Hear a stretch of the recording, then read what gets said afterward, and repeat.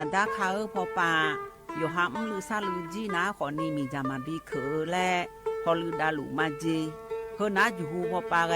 มีจาแกมาบีเคอพายอยู่หาจอดูจอย่างแกมือดาลาญาพายเฮนานี่ชอบแผ่โอมยองเกินนี่บีมือดาลาญาพายพอลือดาลูมาจียือเนี่ยมีจาเคอชอหาฮอมอนาดอจาบิเลญาแม่เจยือเนียวนากาสมบูนาขอนี่จำยองงาซุมตีညီရဲ့ကြမြော်ရဲ့လဲထကားငယ်လေးညာမဲကြီးဟောတီဝတီထကားငယ်လေးညာမဲကြီးဥကြည့်နောင်မအဲ့နီအယူညို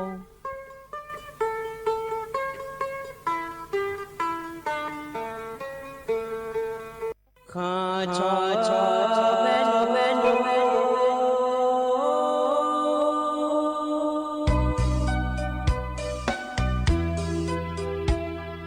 ဇာညေချောပူလေငါတော်ဝ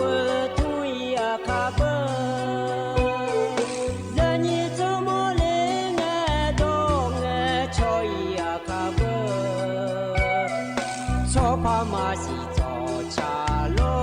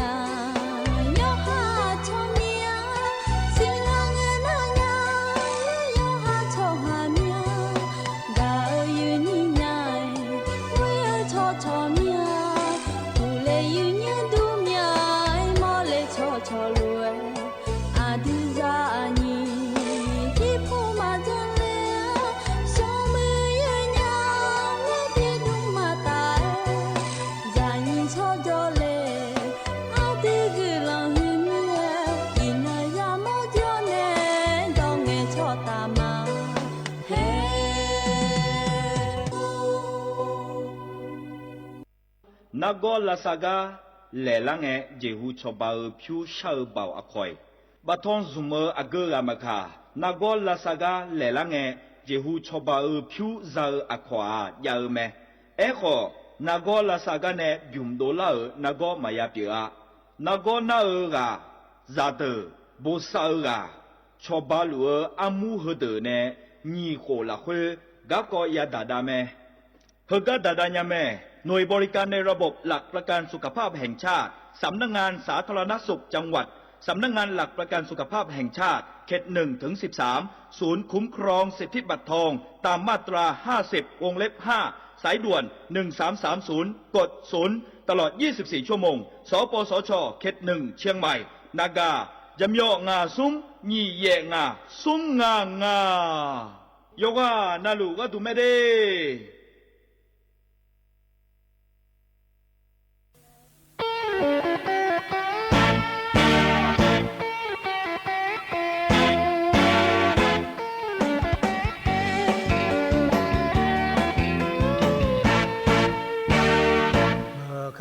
มีดาวโอยอมือกาโองานกาพี่ฮอนเนลาเนนอกเดสมามาบอจอเลงาเดโยเจเจมอนอกาเธอฮอราคาคาบอกอจอพังไงงากามาลอน้องเด็กะเฮน้องกะแม่ล้อจอมาแห่ชาญาถ้ามือพอฮอแน่ช้างแน่อย่ามอมาล้อถ้าจะโยชากาน้องแกอย่ามอแม่น้องชอบอย่ามออย่าแน่ชอจอมาแห่กันยา พุทธศาสนาจีกาโนฮาโยกาลามองาเปินกาพิโยน้องดีแน่มาเลยนางยอมอพิโยกาเฮนึกาอยู่เดอาญาที่กอโลเออาญาที่กอโลเอกามาเลโซมาเนียเมื่อมามีดาเมื่อมามีดาเมื่อท่าซาดามากาเลลาเมื่อท่าซาดาโลนาเมื่อท่าซาดาโลนาเมื่อมามีดากาโจมาอูจีที่มีจะเชื่อหลอนุ่มดุญางากาดีซี你做大好做嘛？我的米雪，我好自来嘛咩？咩事嘛我的一把汤，起来不嘛？我家起来个嘛咩嘞呀？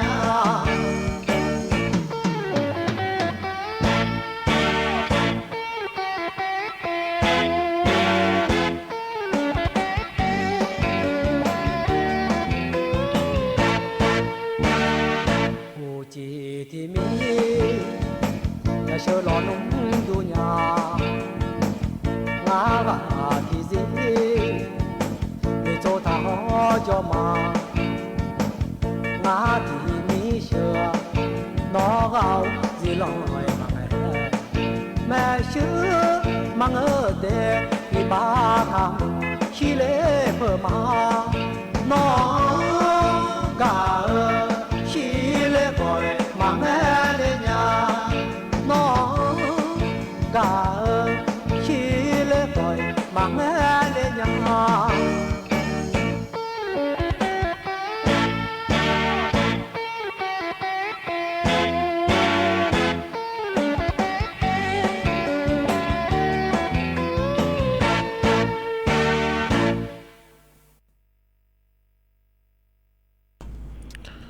อุสพ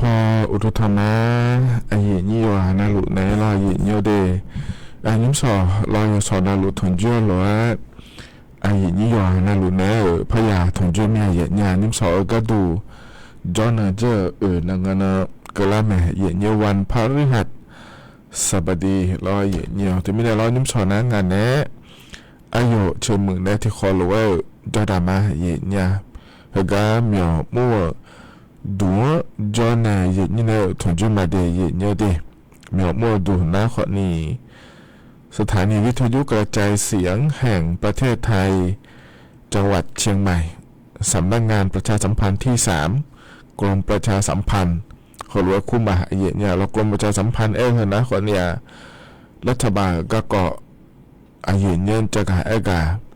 ด้านในบิสิบิกาดูเดและงานไทยเยเนี่ยเราถึงมิเนี่ยเราเลยเห็นนี้รัฐบาลก็ก่ออย่างนี้ก็ต้องเชื่อต่อลูกเขาก็พอเนี่ยอดีตตาตอนนี้อย่างนี้เราสอนยาผาจะกายอากาดันมาเดียเยอะดียิ่งอายุพอนะขอในนาฬิกาลาวตาเชื่องาเพอก็ล่างาเยอะยอมยางาเราขอจะได้เราตั้งอาเจียเนี่ยอยู่หาเมียอยู่หายามด่าขอโจดูเยอะกับยิ่งมาเดียงานรู้ว่าเราเห็นยมว่าเรางานในตัวชายบิบเราว่าหัวพอในบินหาดากาก็ก่อหัวจะกายอากาศด้านนั้นในบิสิบิกากานะฮะบิหนะฮะปัญญาแต่เดียเนียวส่วนอาจจะเนี่ยมาตั้งเราเห็นเนี่ยเราเธอเนี่ยอาจจะนะทุ่มมาเลยแล้วเหนือเราเห็นเนี่ยอีจูดีนะครับนะคนนี้มีเฉพาะมาดูมีนะฮะงานมาฮกางานนาลูดูนาลอยเนี่ยทกามยองดูนะเธอนะมาค่ะก็จอพอบางอีเจนะก็นาลูมาเยี่ยน่านาดีเยหลังก็แล้วน่าเราประเทศไทยเช่าเธอลอยเนี่ยเพลงชาติไทยพังโดนละเยี่ยเนี่ยเดี๋ยวเราก็แล้วไม่ได้แล้วบิสิญญาก็ดูแล้วลอยเนี่ยฮะเพื่อหามาดูไม่น่าจะเธอเพลงชาติไทยชาลาเลยเธอเราหนาเลี้ยงบ่าเลยห้องเนี่ย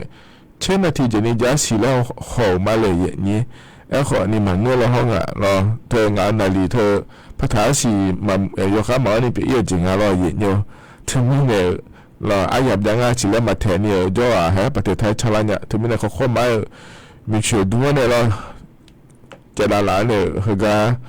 ถึงจุฬามาอย่างเงี้ยเราถึงนี่ปวดหน้าขอเนี่ยหัวเรามันอยู่หรือว่าขอเนี่ยเราก็คอยหัวขอนี่พัดโดละเราเลยอย่างนี้ไม่ได้เชื่อจะเลยผมอย่างเงี้ยเราเดี๋ยวอย่างเงี้ยเดี๋ยวอีน่าเขาก็มีมั่วดูจอเนี่ยอย่างนี้นะทอนจอนะเราอย่างเงี้ยอาคารนี้สอแผ่ยาแผ่สารกันนี่นะเดี๋ยวถ่ายมีเขาเราเธอก็นาพยานาฉลาดมาอย่างเงี้ยน้องกันนี่ก็เดี๋ยวอย่างเงี้ยเดี๋ยวอาคารนี้ก็ดูนะคนนี้เธอเนี่ยพระราชพิธีพืชมงคลจรดพระนางคันแรกนาขวัญและขั้วอันเนาะฉลาดงาเดียเนาะอาคารนี้นี่จะย้ายเนี่ยพระราชพิธีพืชมงคลเขาเนี่ยเราจะพระราชพิธีจรดพระนางคันแรกนาขวัญและขั้วเขานี่เจอย่างงาเดียเนาะอาคารนี้ที่ว่าปานหอหน้าเนี่ยว่าไม่หาดูไทยมีของสัมพันธ์เนี่ยยังสกุลจังเลยแม่เนี่ยเราเนี่ยเราเดินไทยช่องหายงานน่ารู้ก็ดูเด็กแล้วถึงก็อย่างนี้ชาวเกษตรกรและคู่งานเราอย่างนี้ย้ำจะขอได้รอเสียลูกเขาเราเดียบมั่วเราอย่างเงี้ยเดียช่วยจะน่ารู้ก็ดูว่าเบียก็ดูเหรอก็ในนั้นหัวไปแม่น้องพยังเราอย่างเงี้ยยังก็ย้ำกันแล้วเนี่ยเชื่อเขาย้ำรู้แล้วเราอย่างเงี้ยเธอเนี่ยเขาก็จีบดาวสดาย้ำก็ล่ามินาเดือสัมภาเราอยู่งานรู้ว่าเบียก็ดูเด็กแล้วรออยู่เนี่ยโทรยังสักคนจะดังอ่ะขั้นที่สองรอที่เดียวไปในชั้นนั้นนะฮะยังไม่ได้ขอยังไม่ได้เนี่ยน่า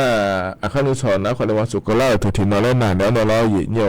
นี่ก็เนี่ยนะคนเดียวคนนั้นย้อนนอนฉลาดงานเนี่ยอย่างนี้คนนั้นย้อนนอนฉลาดนะย้อนนอนเพราะเสียนี่อยู่ที่นอนนะเพราะฉลาดงานอย่างเนี่ยเราวันวิสาขบูชาและคู่อันนั้นรออยู่เนี่ยเพื่อนก็แล้วนะหัวนี่จะการเนี่ยดูรออย่างนี้เพื่อเสียยังมาถอดท้ายโดยขอเนี่ยว่าวิสาขบูชาเธอเกินเนาะเกินง่ายเลยแล้วล่ะจิมีเนี่ยถ้าหัวเนี่ยบินหนาวง่ายเลยแล้วเราหัวเนี่ยถอนจ่อยามเราคุยนะหายไม่ดีนั่นที่มีเนี่ยเราเนี่ยอันเชื่อติเงินนะจนเงินว่าวิสาขบูชาเราเชื่อชาลามีเนี่ยที่นอนแล้วพนันเราเนี่ยง่ายดีอันเชื่อหญิงเงินเราที่มีเนี่ยว่าเชื่อติเชื่อเหนียวคือเนี่ยเราคุยนะ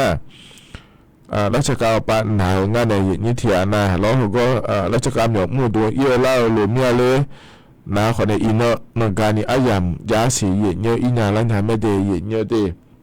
เยี่ยนี้อินานาขอในมีเชื้อจีบบุเลยดุมในอีหล่อเยี่ยเยอะอยู่ห้าวันยาหรือว่า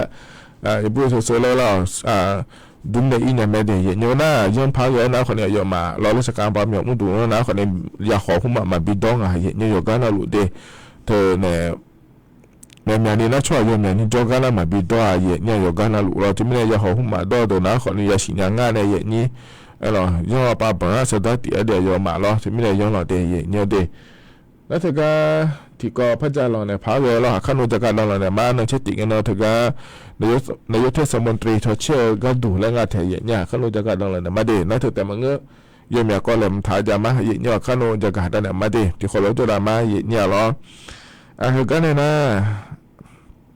anh lo gì nhiều cho mẹ cho cả lần này mà gì nhiều những số họ gái gì như này thằng chúa lo điều khá anh là nhiều thì nó trả lại ngay để gì nhiều để bao lâu xí na ngà xí khổ sẽ thì khổ gì nhiều thầy anh là inaวันพฤหัสบดีanh là vậy bao lâu xí na phậtสภาคมlo gì nhiều khổ ni phang ngài cổ chế vậy ngay để gì nhiều để rồi nó khổ tổ là inaถอนจ่อก็ดูอินนาลาดาเชติยะเชนิยะก็ละงาเนี่ยเหรอลาดาเชนิยะก็ละงาดิก็ไม่จะการตั้งในมินาเหรอเดี๋ยวเช่ไปเบียวแล้วก็ที่บิมเลยพันหัตมาดิไอ้บุมีเนี่ยชาต่อชาเนี่ยเหรอนิกาโลกุละงาดิ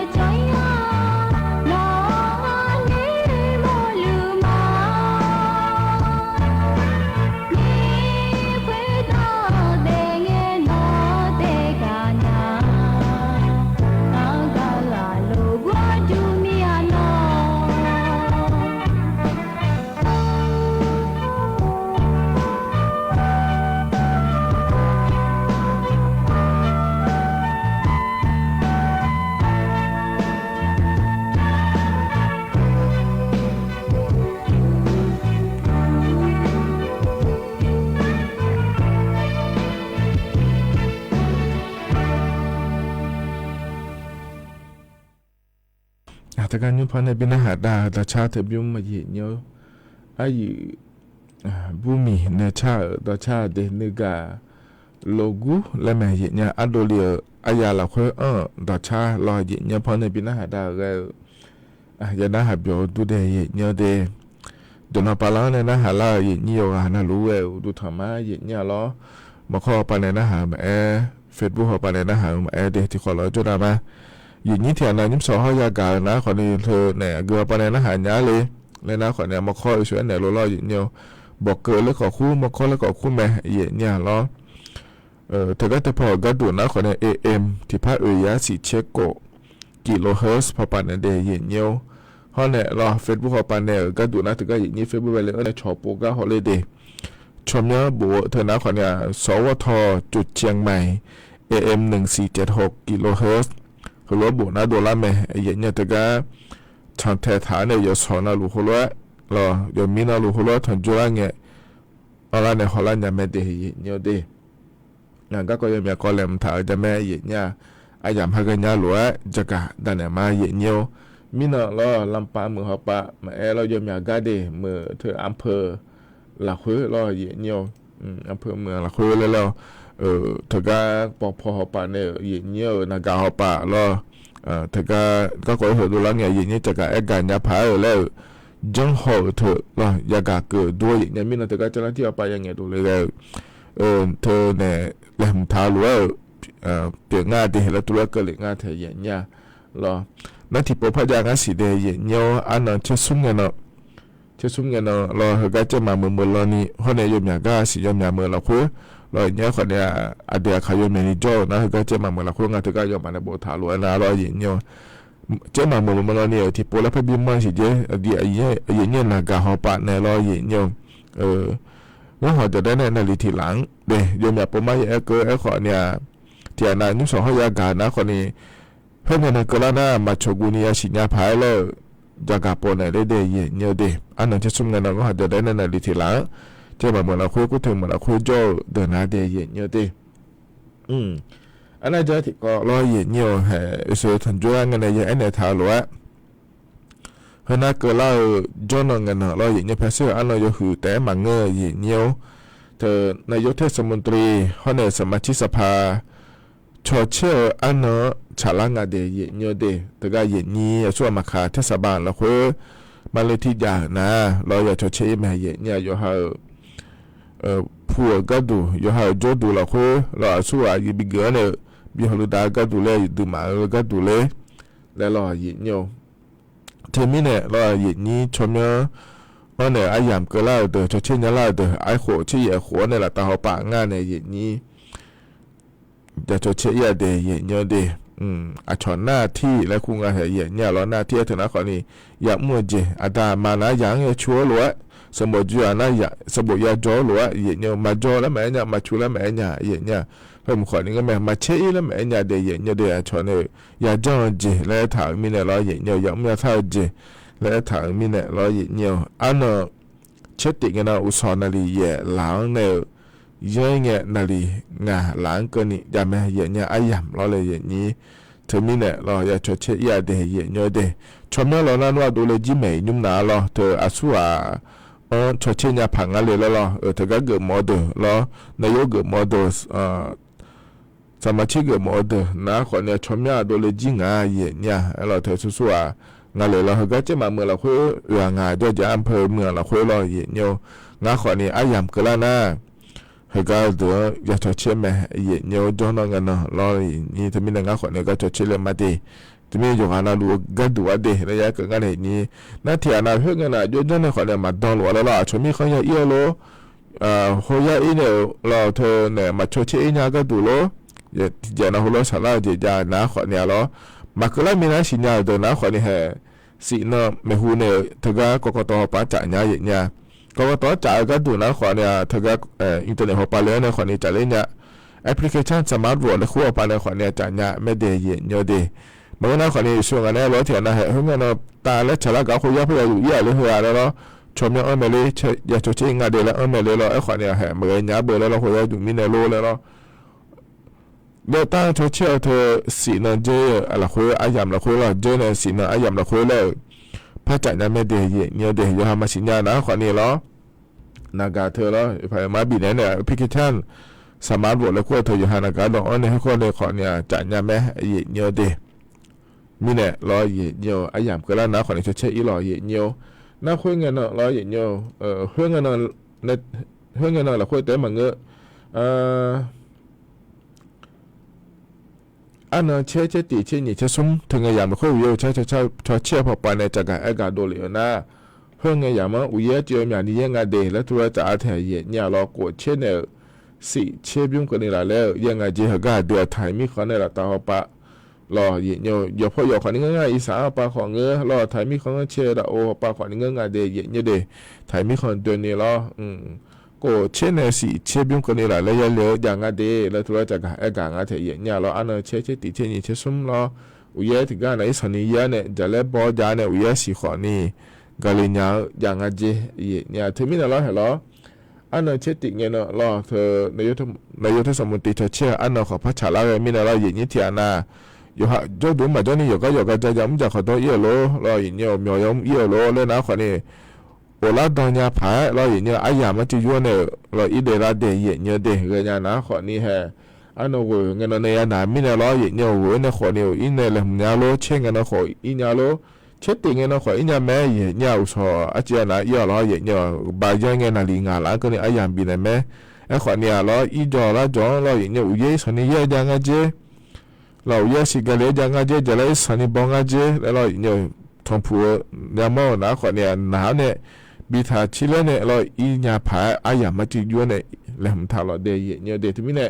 เธอเงี้ยเราคุยเราเนี่ยเรายุ่มเราเคยยุ่มเนี่ยเยอะๆล่าอยู่อันนั้นเราขายจังเดย์เนี่ยเดย์นั่นอีกคนจ่อเด็กขอเนี่ยเราอยากมึงจะขอต่อเด็กขอเนี่ยเนี่ยเราก็เมื่ออย่างเราคุยจ่อเนี่ยอุยสอยยังไงจะเล่นสังบงอะไรแล้วนะขอเนี่ยอีดอนเนี่ยก็จะอยากอีหล่อจะไหนอีหล่อเนี่ยอาบ่อุโมมังเดย์เนี่ยอาบ่อุหล่ามาขอเนี่ยบอกเห็นยังไงแถเราเนี่ยนุ่งอีดอนเนี่ยจะก็รอไหนอีเดย์เนี่ยเดย์เพราะนั้นขอเนี่ยฮะวิวเชื่อพอปานเนี่ยก็ดูแล้วเนี่ยจะก็เอกาด้านนั้นเนี่ยบิสิบิกาเดย์เนี่ยน่า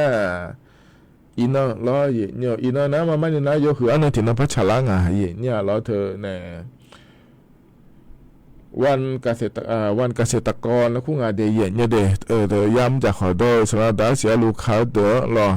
จะยาชัวเดอรอเนื้อเกออันนั้นเดแล้วงานแถมมานี่นะเกษตรกรเธอนะขอเนี่ยย้ำก็แต่ก็มึงงานแถเดียเมื่อรอเสียลูกค้าเดียชัวเดอเนี่ยจะน่ารู้ว่าก็งานแถเนี่ยล้ออีน่าล้อวันเกษตรกรแล้วคู่อันนั้นฉลางเดียเนี่ยเดถึงมีเนี่ยล้อเนี่ยอดีตนายกรัฐมนตรีล้อนางสาวแพทองทาชินวัตรขอเนี่ยก็เราคุย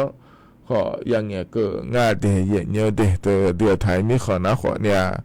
เราที่ยาบิมแล้วก็ไงที่ปาเจเนี่ยเราเธออาชญเกษตรกรแล้วคู่เธอเกิดฐานเนี่ยมันจะขอตัวหลวงมีเนี่ยเราเนี่ย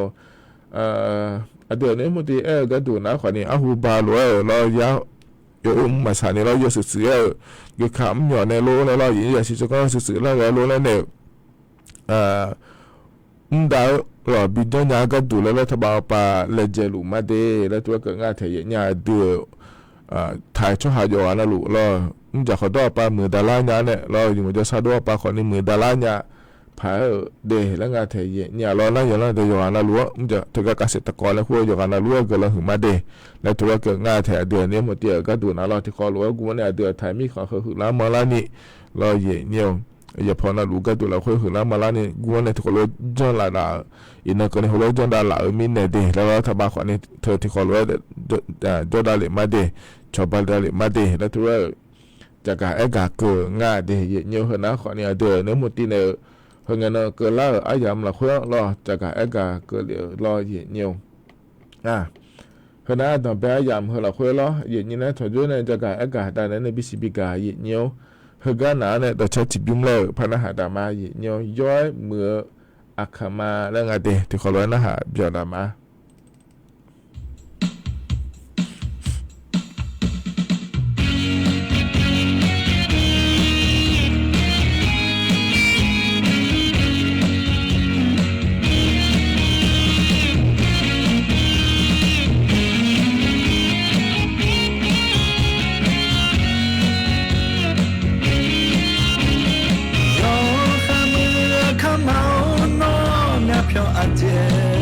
来谈嘞，多特那么阿姐来我才来啊，阿卡玛诺阿在么面啊没许他穷啦，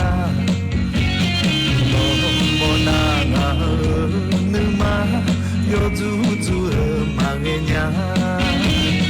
Akamai no jongenya loe homoni tsalenga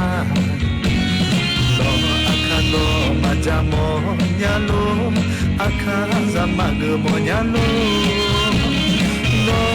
ada agje chongje no amma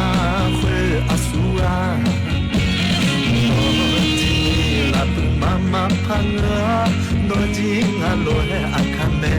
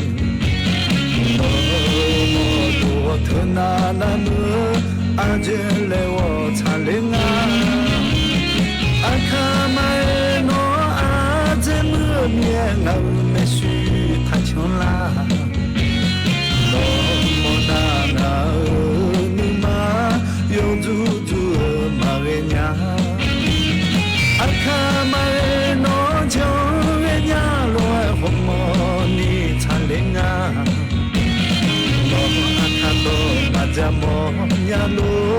akazama monyalo, no ada guje chongje no amma fu asua,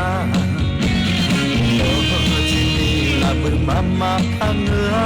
no jinga lo akame, akame no jongenya lo homoni tsalenga. Majamo nyalo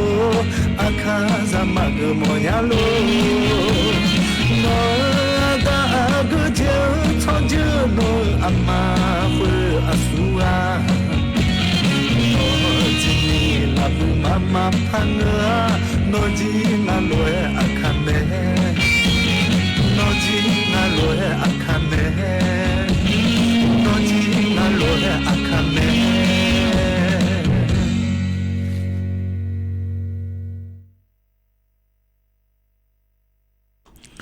ธนาขอนี่ได้จีบยุ่งละอย่างนี้นิมสอการทนจ้อยยามเหล่าคนพอเนี่ยบีนาหาดาเดย้อยเมื่ออาขามาและงายเนี่ยย้อนละหลวงพอในบีนาหาดาก็ยันนาหาเปียวดูเดยเนี่ยเดเฮก็เนี่ยต่อชาพอเนี่ยบีนาหาดาไงล่ะเนี่ยเนี่ยเฟซบุ๊กเขาปะเนี่ยนาหาหลุงาโลแล้วขอเนี่ยเขาขอจะหลุมาแทนยุ่มอังละเนี่ยนาหาล่าขอไอเจียมยากาล้อกดไลค์กดแชร์เนี่ยแล้วขอยอมอย่าโปะรอเย็นเนียวนะสติกเกอร์คนนี้บีออนไลน์ดึงง่ายเย็นเนี่ยรอกำลังมาเดียวหาหน้าหรือว่ารอเย็นเนี่ยก็การจนในหน้าหารัวมาขารอเฟซบุ๊กปะในหน้าหามามาข้อปะในหน้าหามารอเย็นเนี่ยสมบูรณ์นะสมบูรณ์ขอบอกอะไรเนี่ยไม่ดีรอเธออาคาดอนในคนนี้บอกอะไรเนี่ยถ่ายดอนในคนนี้บอกอะไรเนี่ยไอ้คนนี้ที่ปวดนะรัวเย็นเนี่ยถอนจนในเงี้ยชลุงเงี้ยเมาตอนนี้เย็นเนี่ยที่แต่ก็จนในถอนจนไม่ได้รอเย็นเนี่ยแต่ไม่ได้จนเอาปากกินขวดยิ่งมาเดะเงี้ยช่องเลยนะแม่เย็นเนี่ยเหตุการณ์นั้นเราก็ก่อแหลมถ่ายพระจักรด้านหลังเนี่ยเย็นเนี่ยเราเธอเนี่ยเจริญเงี้ยอันนั้นเธอก็โกงกันเราวันอังคารกันเราเย็นเนี่ยคณะธรรมเตียป่าอย่าบอกจ่ายง่ายเนี่ยจนเราจนเราจนเราเจอนี่นั่งกันคณะธรรมตีบอกจ่ายไม่ได้เนี่ยเด็กที่ปวดนะคนนี้กูเทมจนเราบอกจ่าย ที่ปอนาน่าล้อให้เหมืออินในบจ่าอีหรอให้เหมืออินในบจ่าอีเงี้ยนะคนเนี่ยคลมสัญจรและคู่แม่แน่เย็นนี้คือก็ปวดเจริญเงี้ยนะคนนี้ถือก็กูเทเหมือบจ่าง่ายเย็นเนี่ยยมยาจียมยาก่อนเราค่อยของ่ายยังเงี้ยเกิดร้อยเนี่ยยังเงี้ยเกิดที่ก่อนนะดิจิทัลวอลเล็ตแล้วคุณแม่ร้อยเนี่ยที่มือบ่าเย็นเนี่ยชาวบ้านเนี่ยบีอยู่เมื่อก็ดูเดแล้วเจริญเงี้ยนี่ปแม่เย็นเนี่ยถือก็รัฐบาลปัจจุบันเนี่ยร้อยเย็นเนี่ยเธอเนี่ยสาวเดอแล้วเย็นเนี่ยสาวเดอบางคนจนแล้วคู่เธอบัตรสวัสดิการแห่งรัฐแรกแถมมานี่นะแล้วอย่าเดืออันดับเบติชาวบ้านเนี่ยแม่นั่นยี่ติดเตียก็ดูนะชั่วโมงเดือแล้วชั่วโมงแล้วก็น่าเดือดถ่ายมีเขาหน้าโกเชี่ยคนในละตาปาแม่เนี่ยเย็นนี้แล้วน่าสมติดเฮ้ยบุคคลในเอโดเลียจะแม่เย็นเนี่ยแล้วสมบูรณ์ตัวอย่างเดือชาวบ้านเนี่ยมาดีแล้วเราเนี่ยยมยาคนเนี่ยดอลุแม่เย็นเนี่ยสมบูรณ์ตัวอย่างเฮ้ชาวบ้านไม่เลยแล้วพักกันเนี่ยเราเนี่ยก็คนเนี่ยสิเลยหาอยู่อ่ะกันนะบินเนี่ยก็ดูเลยแล้วมีน้อยเดือนเนี่ยมุติก็ขอจะเกิดแม่เย็นเนี่ยแล้วชาวบ้านเนี่ยมาดีแล้วดูแลกันเนี่ยผิวก็ดูแล้วนั่นว่าจะต้องงาสิเดแล้วตัวก็งาไทยเย็นเนี่ยแล้วอินุ่มมาบินเนี่ยงาสิเดแล้วเราเนี่ยยมยาเจยมยาก็ยาชันเทเนี่ยยมยาหอบปานเนี่ยยาบ่อจานเนี่ยยังเงี้ยโชว์มีเนี่ยเราเย็นเนี่ยอายำอาจียุ่งอาสิเดแล้วตัวก็อาศัยเนี่ยหรอน่าเฮหัวเบี้ยเจมารู้แล้วนะอินุก็ขอเนี่ยมาเบี้ยเจสิเดไอ้ที่ว่าเกิดมาแล้วตัวก็แม่เห็นเนี่ยไอ้ขอเนี่ยอายำอย่ายุ่งอาเดเราสมบูรณ์ยาสมบูรณ์พอไงยำเราต้องมาชิมแม่ไทยเนี่ยไอ้หรอไอ้ขอเนี่ยยมาเราเฮงกันเนาะชาวบ้านเนี่ยมาเดบินเนี่ยมาเดแล้วจะโดนเหลือนะเราเนี่ยเฮก็พอเนี่ยที่ปวดแล้วพระจักรกะดันเนี่ยมาเย็นเนี่ยเราถึงไม่แน่ร้อยเย็นเนี่ยกันยันนะขอเนี่ยอุสธิยามอุจิธิยามเนี่ยถึงจุงเนี่ยคุณรู้ว่าเย็นเนี่ยก็ต้องเชื่อก็รัฐบาลเป็นจักรก็คือเย็นนี้อยู่หานาลัวยากะเกิดผายรอจักรดันเนี่ยมาถึงไม่แน่รอฉันแทนเนี่ยน่าหาเนี่ยไม่เดย์เย็นเนี่ยเดย์น่าจะที่ก็บอกจ่าก็ดูแต่ก็บอกจ่าก็ดูนะขอเนี่ยเย็นนี้ประกันสังคมจ้างถ่ายรอเหี่ยประกันสังคมมาตรา33และคุ้งอาไทยเนี่ยประกันสังคมมาตรา33แม่ธนาคารในบริเวณเมเลจอเนี่ยจ้างถ่ายประกันสังคมรออดูมารัฐบาลป้าจีบีนะบริเวณจีบีรัฐบาลป้าจีและพัฒนาบาลเดี๋ยวมาตรา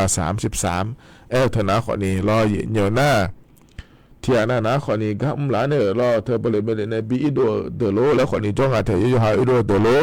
และคนนี้จ้องอาเดียเย็นเยอะเดน่าเธออยู่หากาเมื่อในบริเวณเนี่ยบีอีโดเดินหน้าคนเนี่ยกาเมื่อมาจางเงี้ยน่าอายามละขั้วเราประกันสังคมเธอเย็นเยอะชาวบ้านเนี่ยจะอยู่หานุมาก็ในอีโดเดคนนี้จ้องชาวบ้านเนี่ยจะแม่เย็นเนี่ยแล้วก็บาลานีสิสุมสิบเดือนนี้เรากาเมื่อยามมาจางละขั้วเดเย็นเยอะเดเจริญเงี้ยอาหุบ้านน่ะเราเนี่ยเธอเนี่ยบริเวณเนี่ยบีอีโดเราชนในจ้างนะคุณว่าเราบีโดดนะแต่ก็สำนักงานประกันสังคมแบบนุ่งงานก็มาจาเลยงานชาวบ้านเนี่ยละเล่ๆซาเลงเงี้ยเราเย็นเนาะพิวชาวบ้านเนี่ยเดี๋ยวเย็นเนาะเดี๋ยวอาดัมเบสินะที่ยาบิวงาชิบิมชาวบ้านเนี่ยเย็นเนาะเยอะมาเจ๊งบริเวณเนี่ยจอเนี่ยก็อุ้มหลุดเงี้ยบางทีเสียที่มือบายานะเราอาดัมเบสิก็มือมาจางเงี้ยงาผ้าบายาเย็นเนาะไอ้คนนี้อินุ่งยสิเขาก็ยุ่มได้แล้วเหรอเย็นเนาะอันนู้นเนี่ยยุ่งได้แล้วเหมือนกันเดี๋ยวไอ้คนเนี่ยมินน้องหัวน้องเงี้ยชอเนี่ยเราบอกจ้าเนี่ยไม่หัวปากก็ได้มาเดแล้วก็ที่เย็นเนี่ยเนาะที่ยาบิวงาชิบิมแต่เหมือนกันที่ยาบิวก็ชิบิมก็เนี่ยบินเนี่ยมาเจเย็นเนี่ยจะมาเจงไอ้ที่ว่าบางทีเสียที่มึงบ่ายานะหัวงาผ้าบ่ายางก็เนี่ยน่าไม่หัวปากเนาะ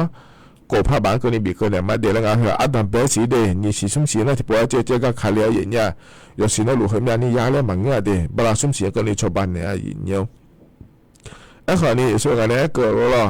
อินุ่มนี่ส่วนกันเนี่ยเขาเลยจะรู้ได้อินเนี่ยอาดัมเบดาละมันเงี้ยแล้วมีน้องหัวน้องบอกจากกันนะยมอยากจะยมอยากเตรียมพยาเลยเหมือนกันเสียยมมาล้อเย็นเนี่ยทั้งนี้เนี่ยอายามเนี่ยอยู่ว่าเย็นเนี่ยยมมาเรื่องต้องอาเจียเนี่ยอยากจะได้รู้ชาร์จยิงอะไรจังเนี่ยละงานเลยแล้วนะคนนี้เพื่อนเนี่ยเกิดแล้วเนี่ยยมมาจะรู้เลยนะเย็นเนี่ยจะกายอากาศเนี่ยมาดีถึงการเจริญเงี้ยหลัวเราสำนักงานประกันสังคมพอปาเนี่ยมาตรา33เนี่ยมาตรา39เจ้าถ่ายเดยาพิเลเนี่ยยาบ่เดเรายาเดรัวเดเพื่อนเนี่ยบ้านนะบางทีเสียงเยอะบ้าอาโคโกของคนในชาวบ้านเนี่ยไอ้คนเนี่ยเฮ้ยเหมือนคุณเนี่ยจะโดนเลยไหมเนี่ย ประกันครัวปาดีแล้วเราอย่างนี้เธอมาตรา33ภายในมาตรา39จะถาเด้ออย่าเพี้ยนเนี่ยอย่าบ่นะแล้วก็ในนั้นมีหัวปาที่ผ้าบาบินเนี่ยมาเดบ่อยสินูอะโคโกหัวก็นี่เดแล้วจัดโลเลยอันนั้นเนี่ยมันสิไม่จัดโลเลยไอ้ขอเนี่ยจัดโลเลยตาเราอยู่เนี่ยดีเนี่ยก็อยู่เนี่ยติละคุยเลยมีเนี่ยเจลาเงี้ยเสียเนี่ยเขาอันดับเบลาเนี่ยสิเนี่ยเราบลาเสียเนี่ยเราตาปายุ่มบลาสีขณะเจลาสีเนี่ยหัวปาก็ดูนะเราถ้าก็จะถาเดินนะขอนี่เราอย่าพี่เนี่ยอย่าบอลูเนี่ยอย่าเดินรู้เดินนะขอเนี่ยบลาที่เสียที่ผ้าบะอย่าไม่เดือดหุ่นบะอะหกโขงกันเลยแล้วนั่นที่อันนั้นให้ยุ่มงั้นอย่าบ่เนี่ยอย่าชูรัวเหอะเราเนี่ยสุ่มขวดคนละมาเลยสุ่มขวดเจลาสีเลยประกันคุมเนี่ยฐานเนี่ยอย่าพาเลยอย่าแต่อย่าไม่รู้เหมือนนะที่ผ้าบะอย่าไม่รู้ที่ผ้าบะอย่าไม่เดือดเนี่ยเดือดอายุมาหัวที่ปวดแต่บินเราเนี่ยแม่เนี่ยก็จนจะมาสานเนี่ยเราเนี่ยที่มีเนี่ยก็นี่ประกันคุมจะถาเดือดอย่าสิญญาเกิดภายแล้วจะกะด้านเนี่ยบิสิบิกาเลยเดียเนี่ยอายามหัวหน้าขอเนี่ยยมเนี่ยพระเจริญง่ายเนี่ยมีขอเนี่ยแต่อายชากาโลหรอดอกชากาโลแล้วนะหาบยอมแม่เนี่ยอย่านะหาบยอดาภายแล้วเนี่ยดอกชาติจุ่มเนี่ยพระบิณหาดามาเนี่ยหากยุมพันในบิณหาดาหัวหน้าขอเนี่ยสัจจะยิมาเลยอายุฟ้ามนทการเนี่ยชาดอกช่างอดีที่ขอรวยนะหาบยอดามา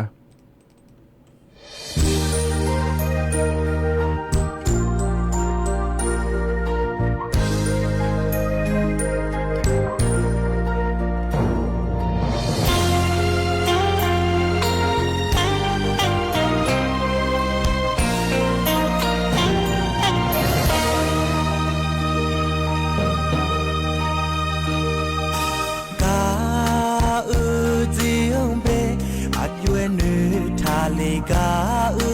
อาบูโอกาเจฮอมาเอญาญามาเอญานี่อดงกาญาอาโดเนกาเจยาชุสุบิโอมาเยญาพา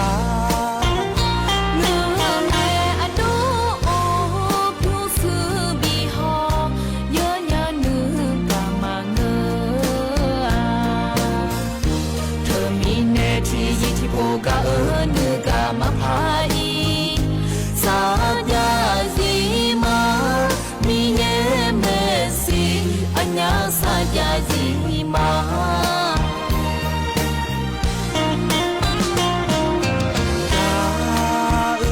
บาดา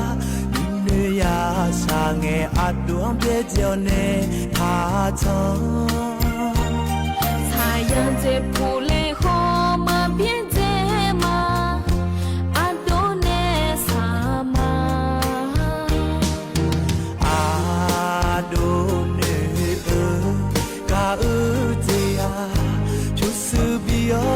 มาเยอะยาวพา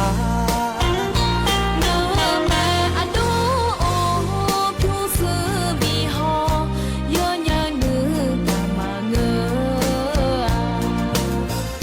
เธอมีแน่ที่ยิ่งที่โบกาเนื้อกามาพาอีสาญาซีมามีเยเมซีอัญญาสาญาซีมา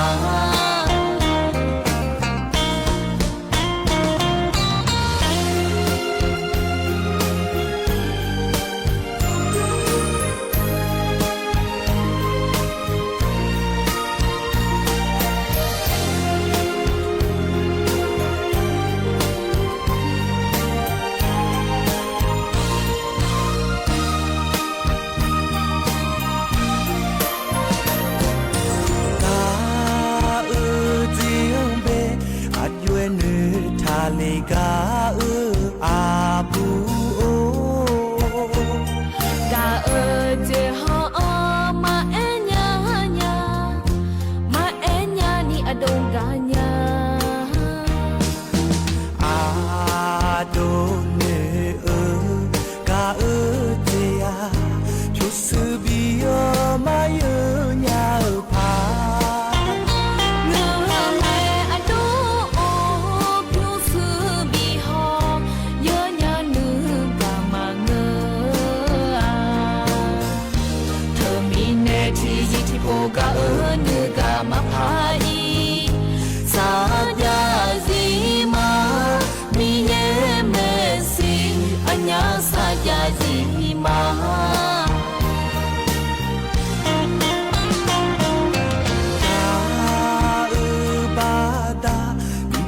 呀上爱阿多别叫你他从太阳在不来后嘛别在嘛阿多呢啥嘛阿多呢嘎这呀就是比较嘛有鸟爬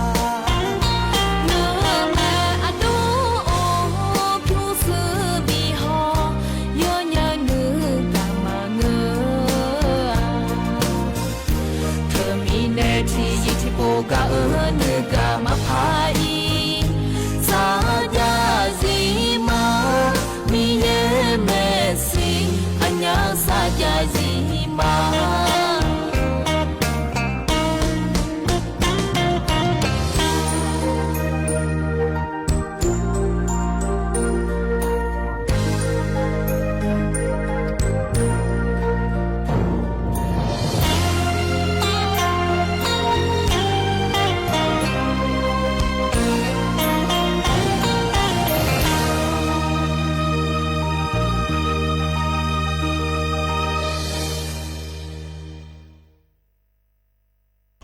ท่านั้นแต่ชาจะจิบยุ่งเหยียดเนี่ยเพราะในปีนหาราเดชาจะหยิมาและงานเหยียดเนี่ยนะหาบยอดูยองานหลุกล้อเหยียดเนียวอายามจู่นมพัดล่างานเหยียดเนี่ยรอที่ไม่นานกันนะอายามเฮกะฮัดล่าเขาล้อเลยอันนี้เชอเพราะในปีนหาดมาเดนิสอนนาเดบริหารอามาเนช่างถ่างานเหยียดเนี่ยผมเพราะอายามเจียนะคนนี้ว่าอีมาเดเหยียดเนี่ยเดอาคารนี้สอนเราต่อปะรออันนั้นเช่นเนี้ยก็นี่กว่านะอันนั้นฉลาดมีเนี่ยรออายาจังฐานในปีเดียวเลยไอ้ขวานนี้อยู่นั่นนะรู้ถึงจุดนั้นไม่ได้เฮกะที่โปลีนี่เนี่ยพระเจ้าเนี่ยพระถอนจ่อก็ดูนะขวานนี้อันนั้นเชื่อสุ่มกันนะรอเหยียดเนี่ยอยู่กันนะรออยู่เหมือนเดิมชอบดูละคุยดูดาราเดเหยียดเนี่ยเดอันนี้เชื่อกันเพราะบินหาได้เนี่ยว่าอีมาเดอุดุธรรมะเลยอะละบัวละละเลย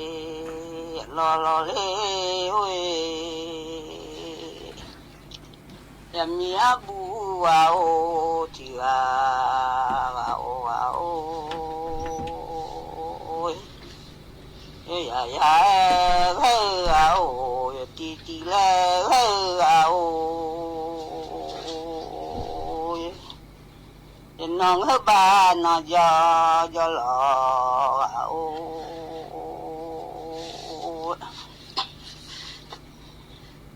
น้องเฮบ้านนอยอหลอมาลอยชาติโกมาโอเลแม่มีโอ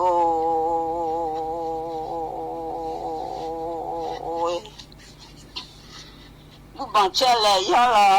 ยาเลโอเดบังเชลยอลอยเลนาสมปูกูโหชลาสมปูลอเลียสายนับบัวมามีอาบัวโอที่อาโอ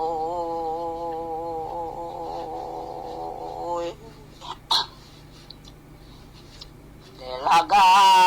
ทางเวลาบัวมาลากาทาวลอบูเดกาช่องมือแม่น้องมาช่องคุลาบัวชอมาช่องคุลาดีมาบาลากาชอแม่อบูน้องชอมาชอคุลาลัวมีข้าวมีเดือโอยบุมีเดือยาเลโอ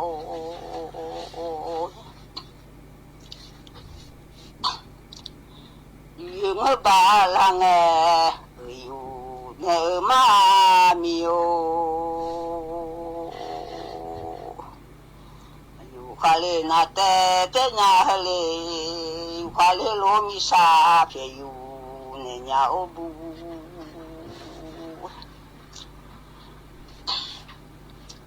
有嘞不马上没有发现不马上，后来不发现不马上了没有的，东来不马上面发现不马上的，那嘛去办的那嘛了。mà chơi bắt ô đê họ lấy chiếc đi ba hồ họ đà mà sa ô bu nó ta sa mà nhà ta lo sa mà nhà lẽ mi ôi yêu lấy chiếc đi ba hồ họ đà mà sa xin lẽ ô bu hồi ra phụ sĩ họ đã yêu khá lê ra mía nó bơ bô ni thà thu đê mà yêu bô ni thà thu mà họ lê sao bô ni thà lê alo bu yêu lê lô bô xoe yêu he bu à du khá lô bô xoe yêu ha em yêu lê lô bô chê ye yêu he la du khá lô bô chê ye yêu he bu à ya mi abu mi de ti ga o no po ma yu bo ni ta tu ma o bo ni ta ne alo bu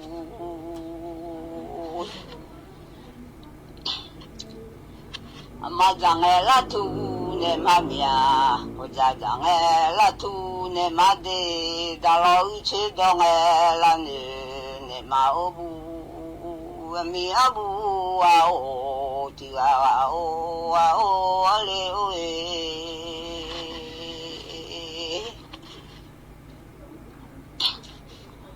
cho thằng là obu. cho ya lo to lại miu trong hướng bang hướng cứ có làm ô bu cho màu lo nu hay mà tua lại miu trong mang lo nu cứ mà có li lo ai mi abu ao ti ao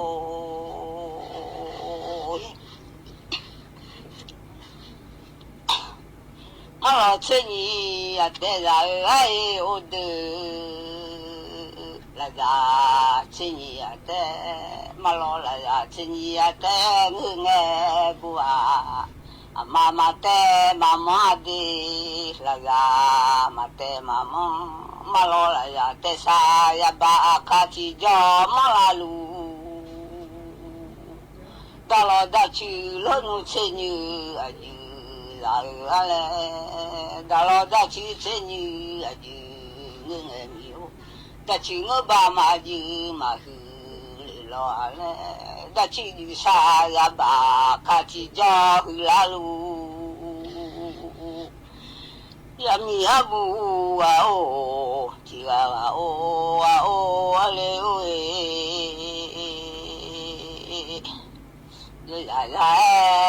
ra lẹ rồi tí lẹ mà ra na lúa dunya lẹ ra bùa mà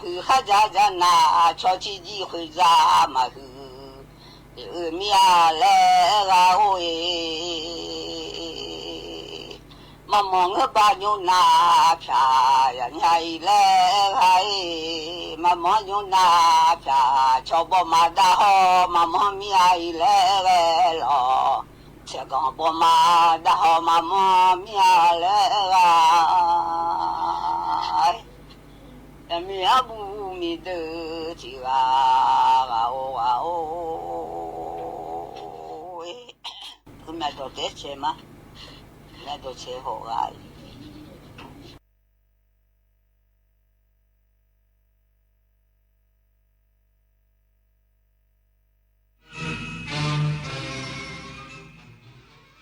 รับฟังข่าวต้นชั่วโมง 9 นาฬิกากับชโลธรจันยาครับเทศบาลเมืองสเตงนอกจังหวัดยะลาเร่งรณรงค์เชิญชวนประชาชนออกใช้สิทธิ์เลือกตั้งสมาชิกสภาเทศบาลอีกสักครู่กลับมาติดตามรายละเอียดครับ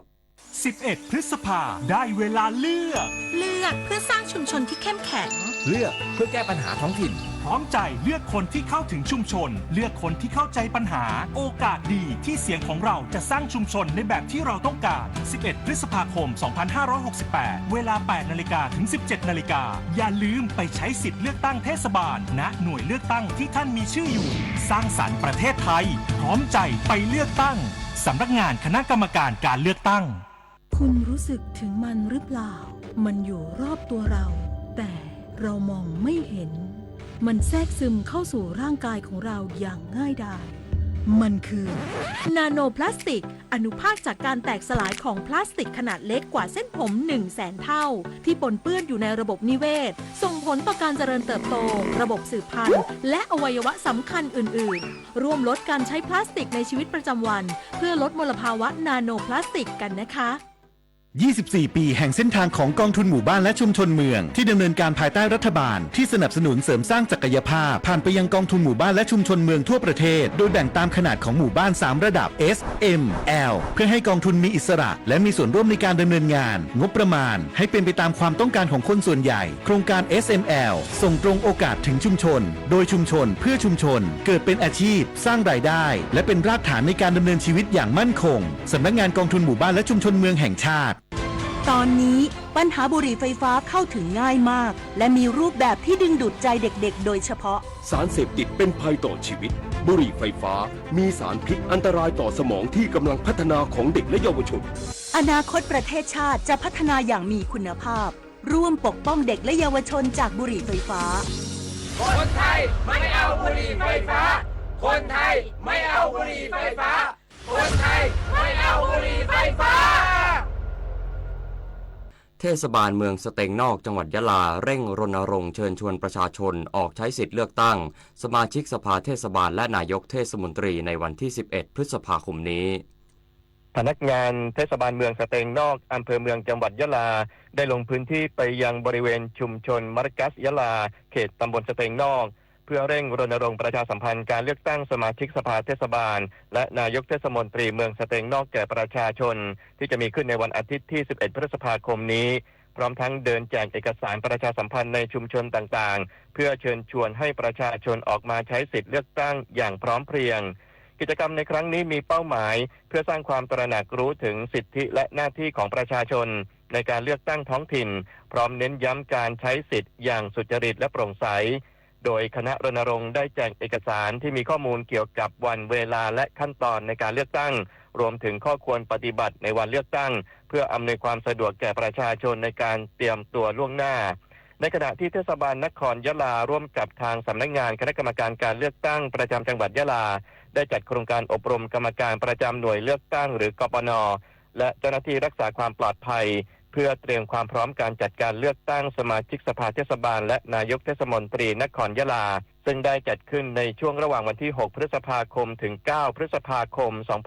2568 รวม 65 หน่วยเลือกตั้งเพื่อให้เจ้าหน้าที่ทุกคนได้รับความรู้เกี่ยวกับกฎหมายและระเบียบที่เกี่ยวข้องกับการเลือกตั้งอัมรันเมหะ สวท.ยะลารายงานจังหวัดประจวบคีรีขันธ์วางแนวทางแก้ปัญหาน้ำทั้งระบบ